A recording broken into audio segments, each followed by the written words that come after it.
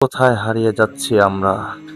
একটা ম্যাচ, মাত্র 90 মিনিটের একটা খেলা, আর এই 90 মিনিটের জন্য আমরা কতটা উন্মাদ হয়ে যাই, তাই না?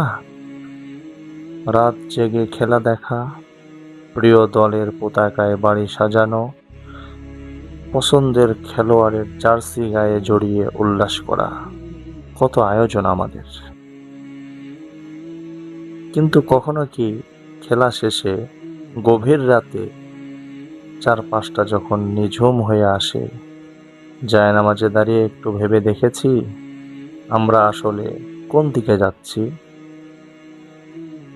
যে ইসলাম আমাদের জীবনের প্রতিটি মুহূর্তকে মহা মূল্যবান বলেছে, যে দিন আমাদের শিখিয়েছে সময়ের হিসাব দিতে হবে আল্লাহর দরবারে, সেই আমরাই আজ একটা বলের পেছনে কোটি কোটি মানুষের এই উন্মাদনাকে জীবনের শ্রেষ্ঠ উৎসব বানিয়ে নিয়েছি। বিশ্বকাপ আসে আর আমাদের অজান্তেই কেড়ে নিয়ে যায় আমাদের রাতের ইবাদত, আমাদের ফজরের নামাজ। টিভির পর্দার দিকে আমরা অপলক তাকিয়ে থাকি ঘন্টার পর ঘন্টা, অথচ আল্লাহর কালাম পবিত্র কোরআন খোলার সময় আমাদের হয় না। যে খেলোয়াড়দের আমরা আইডল বানাচ্ছি, ভালোবেসে বুকে জড়িয়ে নিচ্ছি, তারা কি হাসরের ময়দানে আমাদের সুপারিশ করবে?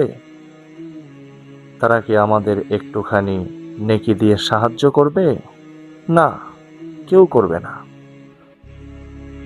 ভাই ও বোনেরা আমার, ইসলাম বিনোদনকে হারাম করেনি, কিন্তু যে বিনোদন মানুষকে আল্লাহর স্মরণ থেকে গাফেল করে দেয়, যে খেলা যুব সমাজকে ফজরের জামাত ছুটিয়ে দেয়, যে উৎসবের আড়ালে জড়িয়ে থাকে হাজারো গুনাহ আর অপচয়, তাকে ইসলাম কিভাবে সমর্থন করতে পারে?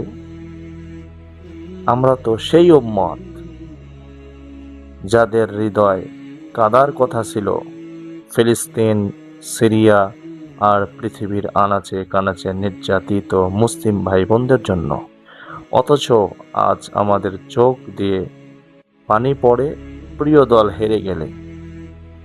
কতটা সস্তা হয়ে গেছে আমাদের আবেগ, কতটা দূরে সরে গেছি আমরা আমাদের আসল পরিচয় থেকে। আসুন না, এই মোহ থেকে একটু বের হয়ে আসি। ক্ষণস্থায়ী এই দুনিয়ার ফুটবল বিশ্বকাপের চেয়ে আখিরাতের চিরস্থায়ী সফলতা কি অনেক বেশি দামি নয়? আসুন আজই তওবা করি, আল্লাহর দিকে ফিরে আসি।